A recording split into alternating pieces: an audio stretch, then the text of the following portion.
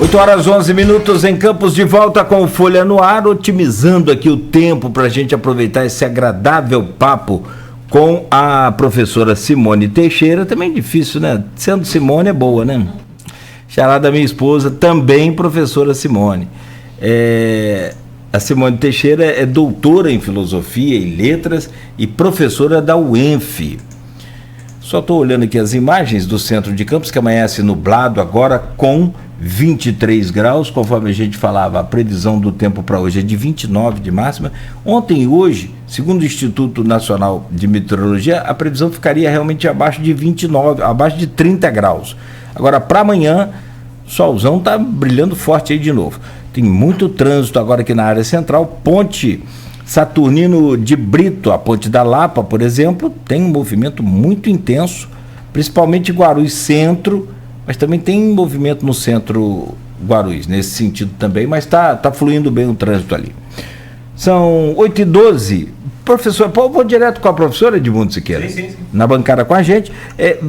Só relembrando aqui o trechinho da Rafaela Machado, que pediu para que a senhora comentasse sobre a importância da criação de museus enquanto espaço de produção, de conhecimento e valorização da cultura imaterial. Por favor. Então, vamos lá, Rafaela. Que bom que você está aí, né? Também fazendo companhia para a gente aqui essa hora da manhã. Vamos lá. Então, o museu, ele é aquele espaço que resiste, né? Que conserva aquilo que resiste ao desaparecimento. A gente guarda no museu tudo aquilo que a gente não quer que desapareça, né? Esse é um museu que a gente mais conhece. Né? Ele é um espaço, é como se todos os objetos que estão ali dentro do museu, eles passassem a ganhar uma segunda vida. Já não nesse mundo da circulação das coisas, né? Um mundo em que as coisas podem ser compradas e vendidas, né? Porque quando ela passa ao museu, elas se tornam objetos de um valor incalculável, né? Ela já se torna uma outra referência. Essa é uma ideia, né? Que ela, vamos dizer assim, ela está cimentada um pouco na ideia dos museus nacionais, né? Que são espaços onde se foram acumulando diversos elementos da nossa sociedade. Podem ser museus de obra de arte, museus de história. Em geral, a sua formação está vinculada a pilhagens e a saques, né, de outras sociedades. Se a gente vai no museu, num desses grandes museus europeus, a gente, como o British Museum, por exemplo, você vai encontrar o Museu do Louvre, um acervo impressionante do que foi trazido do Egito e de outras, né, da Grécia, enfim, de Fenícia, desses trabalhos. Então, isso, do meu ponto de vista, isso é um... Quinquilharia. Não, mas é um resultado de um saque, de uma pilhagem. Você vai lá, né, tanto que hoje uma das grandes discussões é a repatriação, né? A gente hoje no Brasil está vivendo isso, com a perda do Museu Nacional. Finalmente, nós vamos ter de volta um dos mantos tupi. São 11 mantos tupi que existem distribuídos em museus europeus, né? A gente não tinha nenhum, né? Nas comemorações dos 500 anos do Brasil, foi trazido um manto desse para uma exposição aqui no Brasil, mas teve que ser devolvido. Então, agora, o Museu da Dinamarca, ele finalmente vai nos ceder um desses mantos, né? Que é algo que tem a ver com a nossa história, né? Então, hoje, essa discussão da repatriação ela é muito forte. Mas existe um campo da museologia, né, que a gente chama de museologia social, que ela nasce a partir das lutas sociais, principalmente, né, da participação da sociedade, né, em como constituir esse modelo. Porque esses museus, esses grandes museus, eles não são espaços neutros. Eles são espaços onde se conta uma história que é a história do Estado, que é uma perspectiva, né? Então, os museus sociais, eles buscam trazer as diversidades também, né? As diferenças. E a gente ainda tem uma série de museus nascidos dessa museologia social, que são museus que fazem parte de movimentos sociais. Como no Rio de Janeiro, a gente tem uma série de museus chamados museus de favela, como o Museu da Maré, né? A gente tem o Museu das Remoções, que é um museu que reflete a luta de uma comunidade que ia ser removida na Vila Autódromo, né? Então, essa nova museologia, ela também tem uma nova proposta, uma perspectiva diferente, não necessariamente desses objetos, desse acúmulo de objetos, né? Lá no Museu das Remoções, por exemplo, o museu é a própria vila e o que restou dessa vila, né? Era as memórias que se tem das pessoas que moravam lá e que se tiveram que mudar no processo da remoção. Né? Eram 700 famílias, ficaram 20 famílias, né, naquele lugar. Então, é um pouco essa ideia. Tem um filme que eu não sei se vocês já viram, que chama-se Bacurau. Foi um filme até que foi concorrido ao Oscar, né? E eu não sei se vocês já observaram, mas naquele filme tem um museu. Naquela cidade, né, perdida no mapa, tem um museu. E ele tem um papel fundamental ali naquele filme, porque ele é o constituinte da identidade daquela comunidade. Então, acho que esse é o papel principal do museu, onde as pessoas se reconhecem dentro dela, né? Desse espaço. É onde as pessoas se identificam, elas sabem que a sua história está ali, que elas participam. Então, eu acho que a ideia do Museu de Bacurau é a ideia que a gente tem que trazer para os museus. Né? O museu foi tomando outras formas, né? E outros papéis. Né? Eu acho que o museu não é só justamente o que você trouxe, né? Papel de convergir, de conversar com onde a gente está inserido, né? A gente conversou aqui, não sei se Nogueira vai lembrar, com Letícia Hertel. É uma pesquisadora da USP, uma menina também a menina que eu chamo porque também ficou mais próxima, mas é muito novinha também para a capacidade de graduação, de formação que ela tem. Acho que ela tem pós-doc, alguma coisa assim, da área de direito internacional. E ela me passou uma pauta muito interessante que eu escrevi também, sobre Forlândia. Forlândia, sim, lá na Amazônia. É uma cidade na Amazônia, criada pelo Henry Ford, sim, de modelo americano. Muita gente nunca tinha ouvido falar até ela trazer essa informação legal. Uma sociedade muito americanizada, aquelas padrões que veio gente dos Estados Unidos, né? E criou-se uma cidade dentro da Amazônia, sim, de modelo americano, aquelas casas sem muro, aquelas casinhas e tal, aquela vida bucólica ali, daquelas cidades do interior dos Estados Unidos. E ela está lá abandonada, e é um museu aberto. Sim, é um espaço aberto. Um museu que deve ser, assim, trata um trecho da história, mas que é um trecho muito interessante de se trabalhar, inclusive. Sim, claro. Não, seria um espaço maravilhoso. Inclusive, deve poder fazer um trabalho arqueológico muito bom lá. Arqueológico, né? Tem muita coisa bacana que poderia ser trabalhada ali, né? Não, e essas cidades, assim, né? A gente tem um outro exemplo em Alagoas, né? Que é a Cidade da Pedra, a vila... Era a Fábrica da Pedra, que é onde hoje é Delmiro Gouveia. Delmiro Gouveia também, nos anos 20, né, ele funda uma cidade no interior de Alagoas. Né? Ele tem uma história assim, meio conturbada, porque ele é do Ceará, eu não tenho certeza que ele era cearense, mas eu sei que ele sequestra a mulher dele, assim, rapta, aquelas coisas antigas, né? De raptar a mulher. Rapta a mulher dele, a namorada, e ele foge, né? E ele faz um acordo com os americanos e constrói essa cidade com a primeira hidroelétrica, né? No Rio São Francisco, para mover a fábrica de tecido. No final, eu acho que vocês conhecem a história do Delmiro, né? Porque tem um filme. No final, ele é assassinado, e esse assassinato é imputado aos ingleses, que são quem está disputando com ele ali a questão da produção das linhas, né? Das linhas correntes, cidades essa inteiras, coisa toda. Construídas em torno e era um pouco isso, essa cidade toda pautada numa certa moralidade, com regras, muito essa perspectiva fordiana, vamos dizer assim, né? Do funcionamento da cidade, da produção. A gente tem uns exemplos, se bem que Delmiro Gouveia hoje só está de pé, me parece, que as vilas operárias, né? Assim, já foi tudo... Sociologicamente, né, estudo de sociologia, é interessantíssimo, né? Se levar uma cidade americana no meio da Amazônia, por exemplo, no caso de Forlândia, é um negócio... Se você estudar isso, como que isso se constituiu ali, é muito interessante estudar. Era para exploração da borracha? Da borracha. Isso? Muito legal. Tem comentário do Henrique da Hora aí, Edmundo, se quiser aproveitar logo aí, o embalo aí também. Ele fez 2 comentários, né? O segundo eu vou falar daqui a pouco, porque eu queria ouvir da Simone uma questão. Se deixar de patrimônio, a gente fala aqui até meio-dia, mas eu e Simone aqui nós dois somos 2 apaixonados pelo tema, né? Nogueira também gosta bastante, mas A gente deixa, mas a gente vai tratar um pouquinho do assunto, já são 8h21, a gente vai tratar um pouquinho. Mas a pergunta do Henrique da hora é: as nossas artes rupestres são em maior quantidade do que há na Europa, mas não temos o mesmo cuidado. Alguns fazendeiros queimaram a borracha, está falando de borracha agora, né? Em cima, para inviabilizar alguma proteção. É urgente a nossa educação. Quer comentar o do Henrique?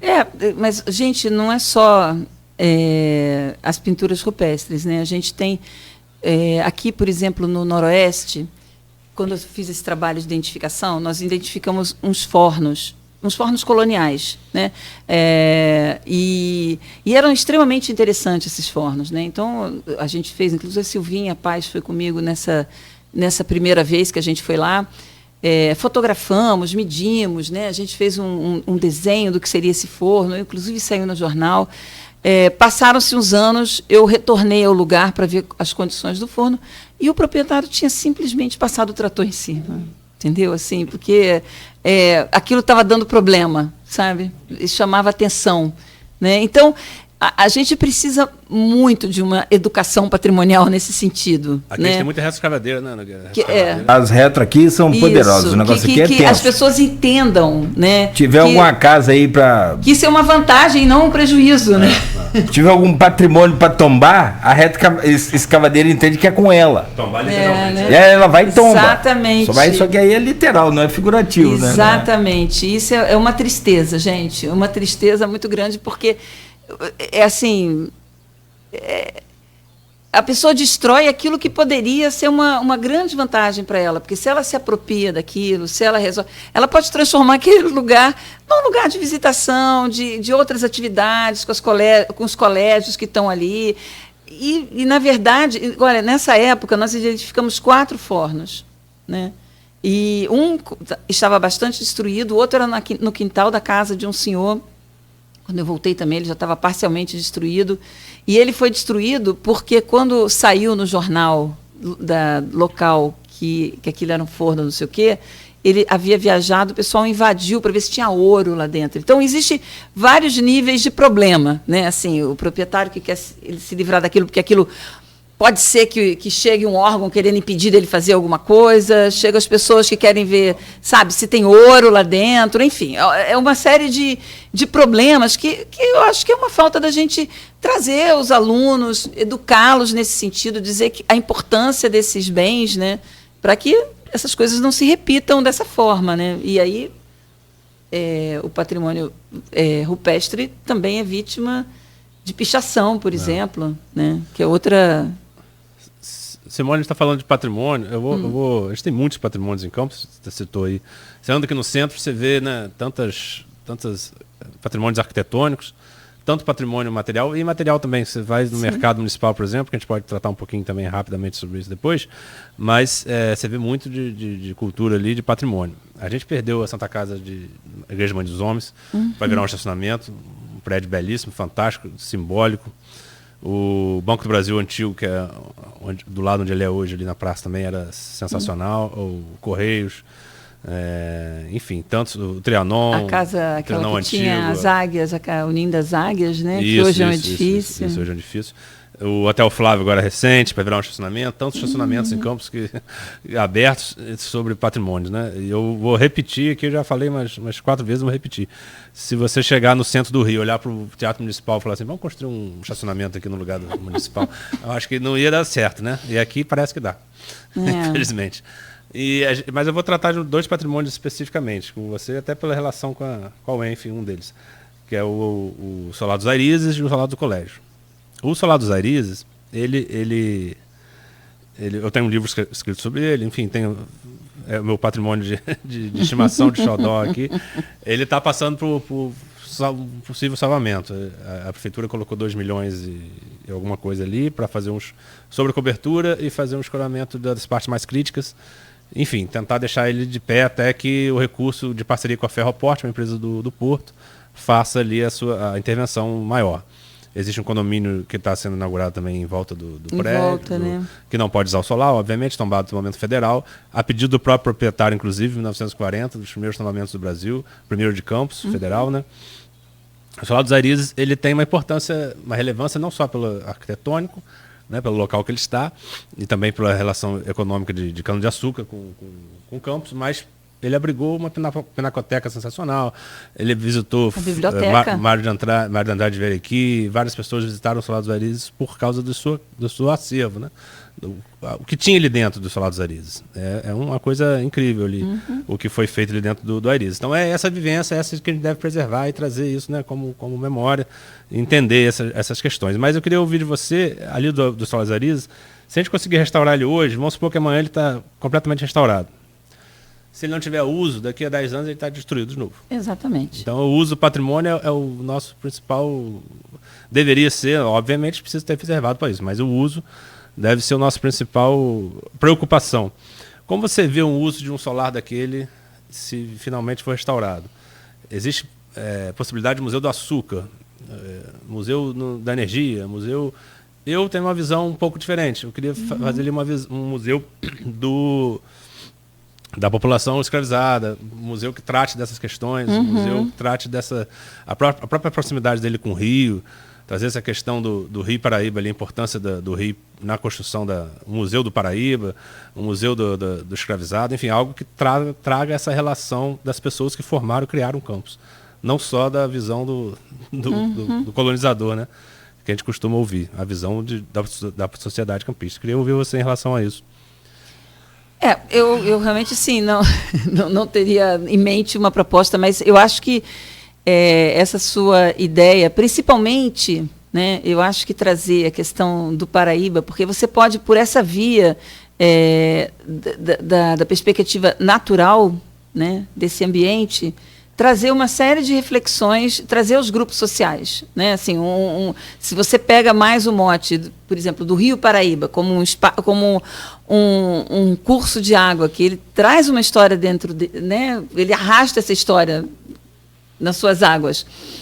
E você colocar aí todas essas discussões, quer dizer, você pode trabalhar com as populações indígenas que aqui viviam, né, que estavam associadas, as suas atividades estavam associadas a esse rio, a essa série de lagunas que a gente tinha aqui na região, né? Aristides sempre fala que eram 22 lagoas dentro da cidade de Campos, eu acho que eram 160 aqui na região, e a gente hoje não tem quase nenhuma. Uma região alagadiça. Era uma região alagadiça. Então, eu acho que trazer que a referência inicial seja o aspecto natural, e você aí coloque as populações, ou seja, o processo civilizatório dessa região, né, incluindo os povos indígenas, os povos escravizados, né, a população africana que chega aqui, né, em grande número.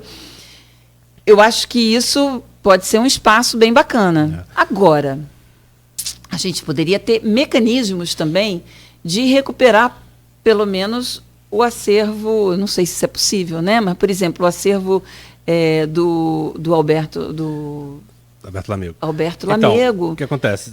Eu não sei se a gente conseguiria, porque ele está depositado no museu no Rio, que basicamente é essa coleção. Mas isso seria uma coisa interessantíssima, resgatar isso para Campos, né? Eu tentei fazer isso como pessoa física, lógico que eu não ia conseguir, mas está parte no Museu de Niterói, Antônio Parreiras, né? Antônio e parte Parreiras. na USP. A documentação na USP, né? Ele vendeu, né? O Alberto Lamego vendeu essa documentação. Isso aí.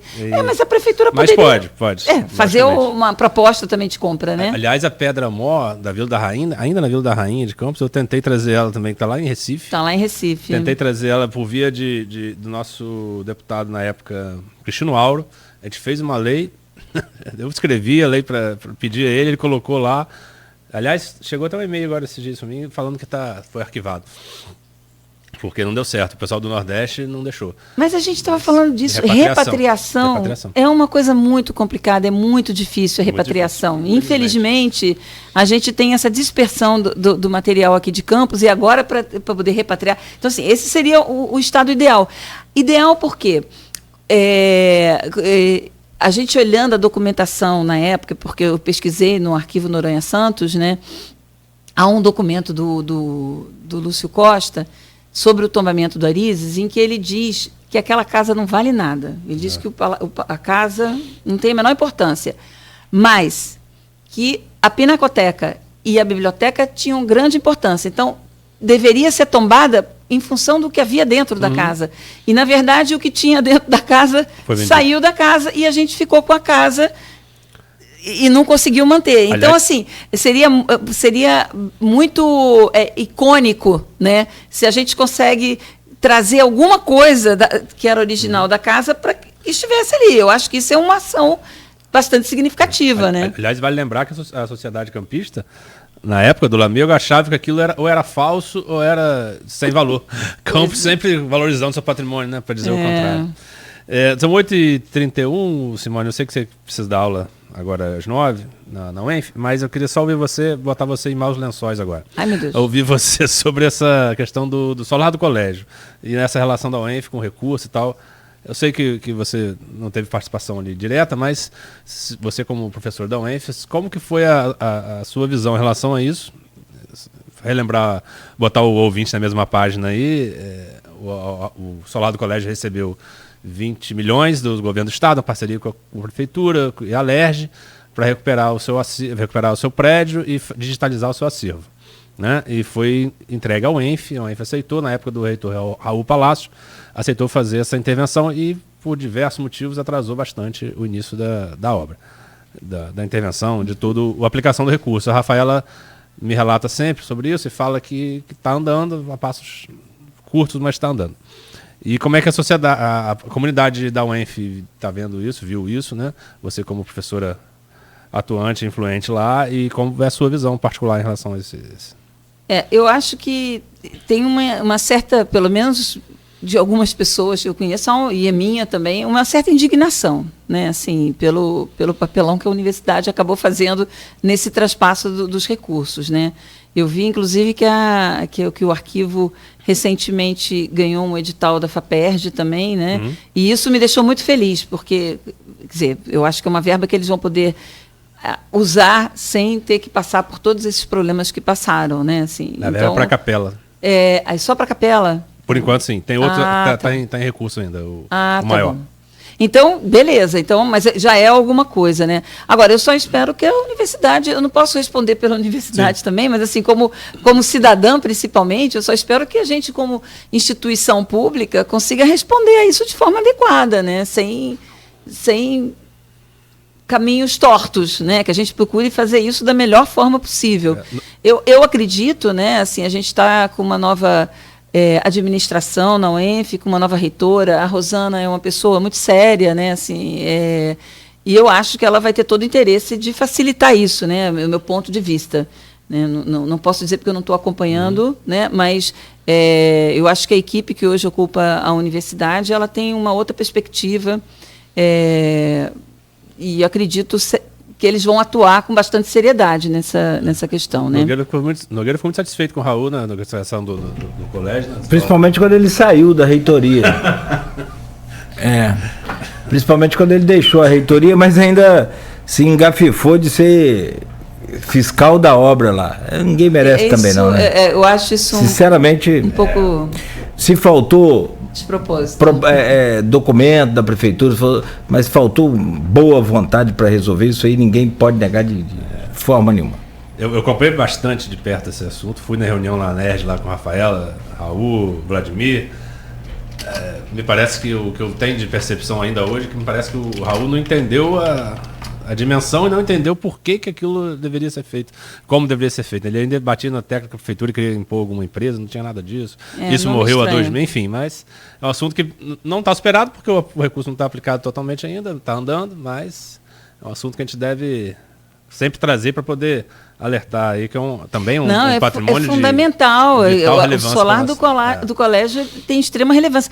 E esse projeto, esse edital da FAPERJ foi muito bom, porque inclusive o Mosteiro de Mussurepe também ganhou recursos, enfim, o museu aqui de Campos. Eu acho que isso é importantíssimo para a cidade, né? Não é porque a cidade não tem recursos, o que a gente não tem é boa vontade política para manter os seus patrimônios, mas a sociedade, ela reconhece a importância desses bens e estão aí. Eu acho que é muito legal você ver o patrimônio de Campos sendo contemplados em editais, né, de esforço. Por exemplo, o arquivo foi pedido através da associação lá do arquivo. Sim. Para a proteção da capela. Tem um outro projeto que está em recurso ainda. Eu não sabia. Até o Carlão está lá envolvido também.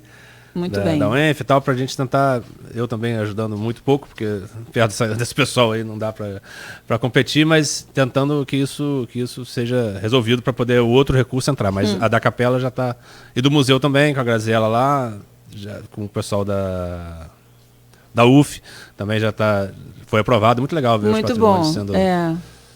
Não, e eu acho que é isso, né? Assim, e não sei, eu acho que tem pessoas na UENF, você citou o Carlão, acho que o Carlão tem todas as condições e o perfeito entendimento da importância desses edifícios, né, desse patrimônio Sim. que a gente tem aqui na cidade. Não é questão de vaidade, é questão de salvar o arquivo, porque se continuasse chovendo e se der uma chuva, não pode... Nogueira, e sobre isso, eu acho que tem uma coisa que a gente precisa começar a pensar muito com relação ao patrimônio, né? E acho que o caso do Rio Grande do Sul, atualmente, ele é bastante icônico nesse sentido. Eu participo de algumas redes, né, ligadas a museu, a manutenção de acervos e a SAB, né, que é a Sociedade de Arqueologia Brasileira. E, por exemplo, foram quase 100 sítios arqueológicos inundados nesse processo de inundação, que afetaram os sítios, né? Vários lugares que acumulam acervos na cidade de Porto Alegre foram atingidas. Inclusive, está tendo uma organização de um grupo de quem quiser se habilitar como voluntário para ir lá ajudar a recuperar o acervo. Então, assim, eu acho que a gente tem que começar a olhar para o patrimônio pensando nas mudanças climáticas, né? Porque se a gente lembrar quanta coisa a gente já perdeu em função dessas intensas chuvas, eu me lembro que há uns anos atrás a gente perdeu aquela igreja de São Luís dos Paritininga, em São Paulo, que a cidade inundou toda e a igreja ruiu. Depois a gente teve também um casarão em Ouro Preto que acabava de ser restaurado ali do lado do Morro da Forca. Foi. O Morro da Forca cedeu e o edifício caiu. Então, assim, essa perda de patrimônio, ela está vinculada, né? A gente não pode esquecer disso. Ela tem uma relação estreita com a questão das mudanças climáticas. Ela afeta os bens patrimoniais. Então, eu acho que a gente começa a ter que ter essa discussão também. Não, a gente tem que preservar, mas a gente tem que garantir que esses bens não sejam atingidos por esses impactos ambientais, né, que a gente tem, por esses fenômenos que a gente está tendo de ciclones, de chuvas intensas, de sequias, que muitas vezes também chega a prejudicar alguma coisa, né? Então, acho que a introdução desse tema, ela é muito importante nesse momento, né? Quase 8h40, para finalizar a minha participação aqui, deixar para o Nogueira, se quiser fazer mais alguma pergunta, mas a minha última aqui é só do Renato Siqueira, também a gente pode falar rapidamente aqui. Ele está falando do mercado, está falando do Copan. Não sei se está acompanhando o caso do mercado, mas há uma proposta de transferência da feira de frente do mercado para a Praça da República, atrás da rodoviária. E aí existe até a TT lá, a Tereza Peixoto, da UENF, discuto bastante com ela em relação a isso. Ela briga comigo que eu não posso defender o uso daquela praça para isso e tal. Mas, enfim, eu acho que o grande ganho seria a abertura pelo menos uma das faces do prédio histórico e trazer uma vivência ali do mercado. Então, eu acho que a Praça da República está desutilizada. Mas a prefeitura abandonou. Tudo bem, mas ela está abandonada, né? Então, eu acho que se trouxesse esses elementos do mercado para lá, levasse para lá, podia, enfim, para mim é mais ganho do que perda. Mas existe muita divergência em relação a esse tema. E ele fala do Copan, o Renato Siqueira, que pergunta sobre a sua visão sobre o Copan, a atuação do Copan e esse caso especial no caso do mercado. Aí, se você estiver acompanhando, tiver uma opinião em relação a isso, queria te ouvir também. Bom, olha, eu vou me opor à sua opinião. Eu também... Você sabe que outro dia alguém me falou que aquela pista de skate daquela praça é uma das melhores pistas de skate do Brasil? Mas a pista ficaria, tá? Então mais 2 minutos aqui pra gente... Mas eu acho que teria problema aquela pista ficar ali com um mercado ao lado. Mas, enfim, eu também acho que a gente já tem muito pouca áreas verdes na cidade. Na verdade, a praça precisava de uma boa revitalização, né? Então, eu acho que a gente, como se diz, despir um santo para vestir outro, não é exatamente a solução. Eu lembro que, conversando até com Silvinha Paz, ela lembrou daquele projeto do Sérgio Dias, né, que foi da época do Arnaldo, em que ele propunha um mercado ali para depois do McDonald's, numa região ali. eu sempre, eu acho que é uma proposta viável. A minha preocupação toda... Mas não é muito longe? Não, então, essa é a minha preocupação, porque eu acho que o mercado, ele atende aí os feirantes já não vão. Não, eu acho assim, o problema para mim não é os feirantes, que eles têm condições de ir, porque eles têm transporte para levar até ali, poderiam levar lá. O meu problema é o consumidor, porque eu acho que grande parte dos consumidores daquele mercado são pessoas que moram nos distritos e depende da estação rodoviária, né? Sim. Então, eu acho que esse é o gargalo que a gente tem. Mais um motivo para ficar atrás da rodoviária. Mais um motivo para ficar ali perto da rodoviária, professor. Não, eu acho que esse é um gargalo, é uma coisa que a gente tem que refletir, porque colocando naquela posição, a gente dificulta para o próprio consumidor. O feirante eu não vejo problema, se ele tem um carro para levar. Não, ele não vai, não é por conta de... Desculpa, interromper o raciocínio do senhor, perdão. Ele não conhece muito o mercado. Eu vou 3 vezes ao mercado por semana, 2, 3 vezes. Mas assim, ele não vai, tem uns que já falaram comigo, nem para rodoviária, só morto. Só sai dali morto, declaração forte, né? E feirante ali antigo, gente 50 anos ali. Mas o problema é que o feirante só vai se houver cliente. Ele vai até para o shopping estrada, se tiver um monte de cliente, mas não tem. E aí então não tem cliente, motivo. Não vai, não é por coisa. Uma coisa está ligada a isso que a senhora está falando. Eu acho que isso é um gargalo que tem nessa discussão, que tem que ser pensada, né? Mas, de todos os modos, assim, eu acho que a história do mercado, o problema com o mercado, ele antecede esse momento, né? Já começa quando tiraram o shopping Miguel Haddad, Michel Haddad, é isso, né? E devolver, quer dizer, construíram aquela estrutura que ela... O mercado sempre foi espremido. Então, eu acho que ali ele tem um problema, porque o ideal fosse que o prédio estivesse, vamos dizer, solto naquela área ali, e que a gente pudesse usufruir, inclusive, do entorno dele com outras coisas, né? Então, eu acho que a gente vem acumulando problemas, e o Copan nunca, de fato, tomou uma atitude, né? Sempre foi, de certa forma, permissivo com as ações danosas que estavam acontecendo. Aliás, autorizou o camelódromo. Exatamente. Autorizou o camelódromo no entorno de um prédio histórico. Teve uma grande oportunidade que foi a reforma. Gente, mas eu vejo muito pouco não, ação pior, do Copan. Não foi só a omissão, não. Ele autorizou a construção de Mas assim, eu não sei qual é o papel do Copan, porque assim, a gente vê os edifícios de campos abandonados, os edifícios caindo, e assim, eu não sei realmente qual é esse papel. Eu tenho dúvidas. Tá aí, né? Talvez exatamente. Ninguém toma proveito. E foram lá e ainda derrubaram as varandas, porque iam cair, não sei o quê. E aí não. Então, em vez de ter um processo de recuperação, pelo contrário, você vai lá e derruba o negócio. Eu digo, gente, é uma lógica bastante estranha para mim, né? Então, mas eu não tô vendendo nada, não. Mas, aliás, porque eu não tenho nenhuma participação de nada. Só a participação de interesse patrimonial mesmo.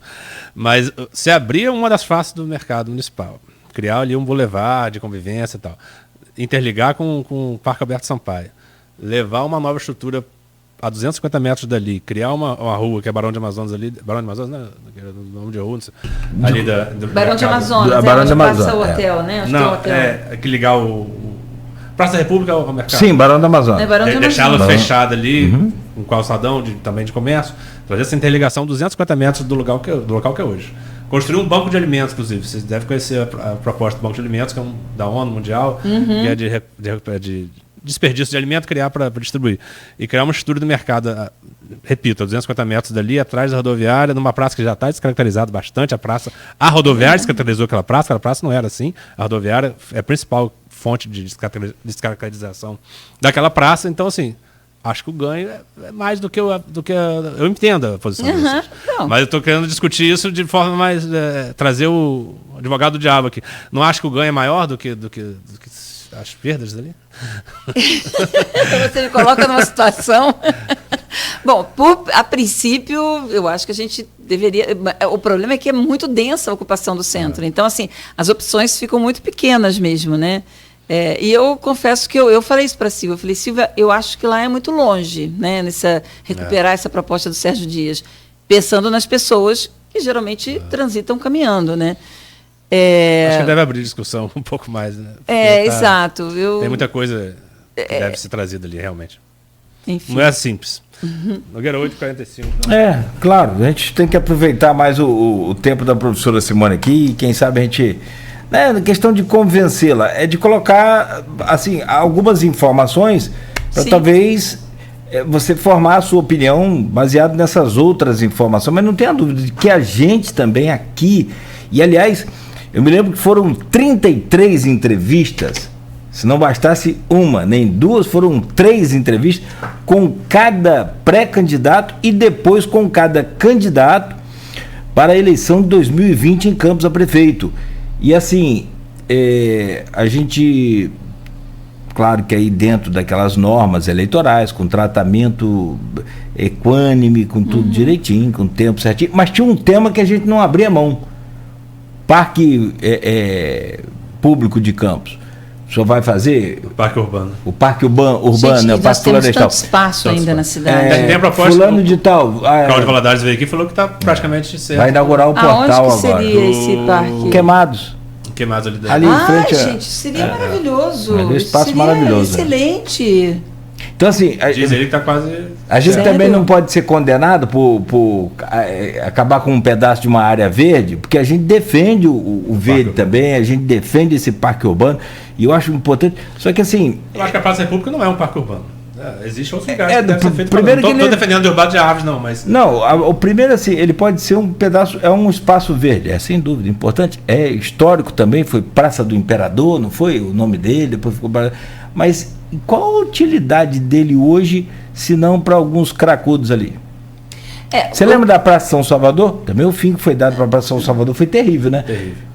Alegando que alguns usuários ali de droga à noite ficavam ali fazendo de tudo, vamos tirar essas árvores para a gente ver. Não, terrível, terrível. Então, você lembra disso? Que doideira? Olha, tem uma coisa que eu acho que pode ser significativa aí, né? Assim, depende do projeto que se faça também para essa praça, né? Se você consegue fazer uma proposta arquitetonicamente legal, que você incorpore algumas árvores, que você. Essa é a minha crítica do projeto. Eu acho que isso pode amenizar, porque assim, realmente o lugar ele seria, eu acho que ele também poderia ser mais adequado, né? Mas teria que ser um projeto que contemplasse a praça, eu já que falei não isso fosse com uma terra arrasada. Eu falei com o Almir já, o meio termo, Almir, vai ser isso. Muda o seu projeto arquitetônico, porque você está fazendo. Eu não vi o projeto. Ele está fazendo, para mim, é um shopping. Enfim, eu acho que deve ser alterado. Mas sim, a ideia é boa, mas eu acho que deve ser alterada. Então, talvez o meio termo entre os críticos e a proposta deve ser essa. Exatamente. Uma coisa que você permaneça a praça, permaneça a máxima de área verde possível. Exatamente. Aí você chega a um ajuste que fique bom, porque você tem você aproveita melhor a praça, né? Eu acho que essa é a discussão. Aliás, Simone, o outro parque urbano que o Valadares citou aqui, muito legal também, é ali na estação ferroviária. É uma área gigantesca ali que ele vai colocar. Vão fazer parque urbano? Gente, isso é maravilhoso, porque cidade de Campos falta isso. A ideia é colocar algumas secretarias ali, é um lugar fantástico também. Abrir aquilo ali tudo como um parque urbano, né? Também seria incrível. Você começar a plantar árvore. Não, mas parece que tem a licitação pronta já para 5 mil árvores, 2 mil árvores. 2 mil árvores. Já para começar agora. Muito Professora, muito obrigado mais uma vez. Enormemente feliz pela sua presença aqui.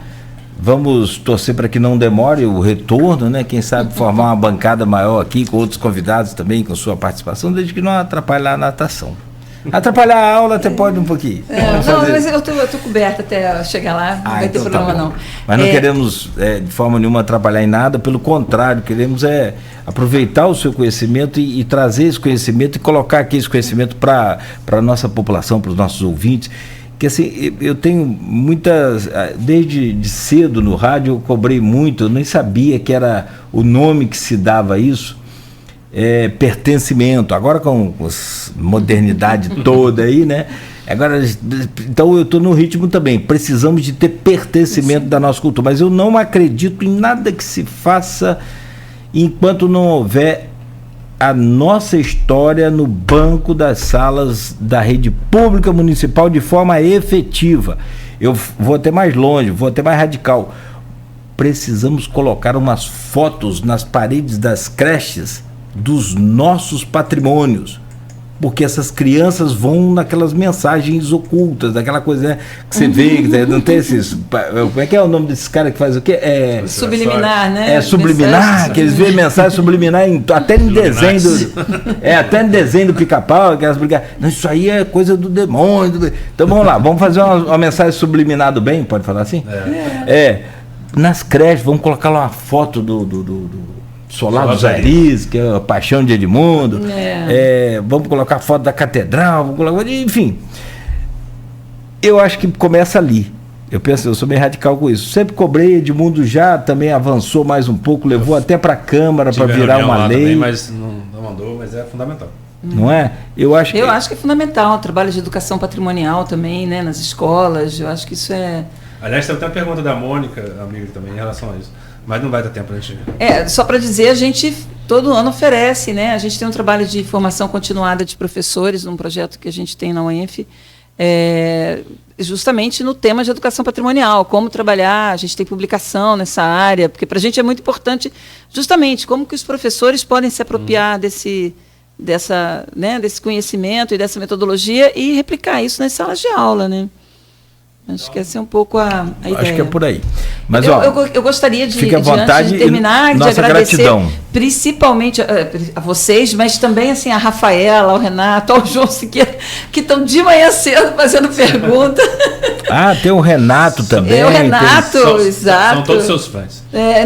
Mas eu também sou fã deles. Henrique então, da hora. Eu posso retribuir dizendo que eu sou fã deles, todos do Henrique. Exatamente, dizer assim, que muito obrigada, né, porque eu me senti apoiada. Rapaz... cheguei aqui quase sem pensar, dormindo. Vou contar uma história rapidamente aqui. Meu pai é doutorado na UENF, né, tem relação lá no Comitê de Bacias, pela UENF, tudo isso, né. Ele conta uma história sempre da Simone. Ele fala que ele chegou na universidade e tal, não sabia muito bem como é que era e tal, que ele já trabalhava. O pai dele, meu avô, faleceu muito cedo, ele já assumiu algumas funções, veio fazer faculdade um pouco mais tarde. Ele fala que ele chegou ali meio que perdido e tal, e ele foi no CCH, ouviu uma aula da Simone. Ele falou, rapaz, eu fiquei maravilhado com aquilo, como que a pessoa pode ter tanto conhecimento, um negócio fantástico. Ele fala que a Simone foi o grande, que ele não foi pro CCH, CCTA, né, que é a área dele, mas que ele quase largou tudo para acompanhar a Simone pela capacidade, pela coisa. Ele fala, não, Simone é uma pessoa fantástica, tem que ouvir mais ela, e me briga comigo e tal, e conversa. Mas realmente eu também sou fã do trabalho da Simone. Mas eu sou fã de vocês também, então... Legal, Simone. Obrigado. Gente, muito obrigada. Por tudo, não pela entrevista só, mas por toda a contribuição para a nossa cultura, para a nossa história também. Valeu. Que bom. Edmundo, valeu por hoje, obrigado. Amanhã estaremos de volta, confirmando aqui a presença do Aloysio Abreu Barbosa nessa bancada com você. Vamos receber aqui a ex-prefeita de São João da Barra, deputada estadual e pré-candidata a prefeita de Campos pelo PT, Carla Machado. Ontem eu conversei com a Carla rapidamente, e claro, assim, né, tem o imprevisto, o imponderado. Você pode sair do Rio hoje, que ela está na Assembleia, e chegar cedo, chegar a São João da Barra e tal, dormir bem, e amanhã vem para cá ao vivo. Mas pode sair lá também de madrugada e não conseguir. Mas de qualquer maneira, a gente vai usar, se for preciso, recursos tecnológicos, a gente fazer aquela online, né? De qualquer maneira, a gente vai estar recebendo aqui a Carla. Isso, obrigado Nogueira, Beto, obrigado. Obrigada Sobretudo a vocês pelo convite. A presença da Simone. Simone, a gente deveria fazer um programa recorrente, que maior com a Simone, para a gente ouvir. Legal. E que bom que podemos conversar pelo menos sobre alguns assuntos e liberar a nossa... para dar sua aula também muito importante lá. E até amanhã. Muito obrigado a todos. Valeu. Obrigada também. Valeu, Simone, mais uma vez obrigado. São 8h54, fechamos por aqui o Folha no Ar de hoje. Amanhã a gente volta. Agradecemos a todos aqui a participação, carinho, e né, a gente segue com a nossa programação com música e informação, sempre em primeira mão aqui na Folha FM, no oferecimento de Proteus, Unimed Campos, Laboratório Plínio Bacelar e Vacina Plínio Bacelar. Folha no Ar volta amanhã às 7h.